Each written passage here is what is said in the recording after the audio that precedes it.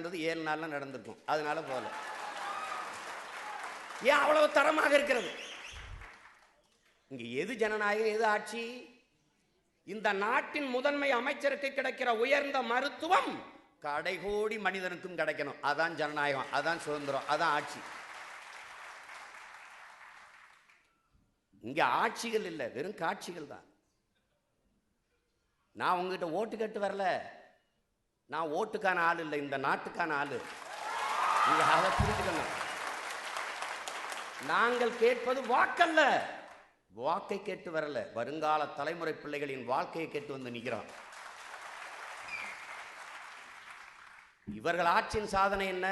50 ஆண்டுகள்ல சலுகை, போனஸ், மானியம், இலவசம். இங்க அரங்க நிறைத்து அமர்ந்திருக்க ஆண்டோர் பெருமக்கள் சொல்லுங்க, இது நாளை தாண்டிய ஒரு சாதனை, ஒரு அறிவிப்பு, ஒரு திட்டம். இங்க வளர்ச்சி என்பது என்ன?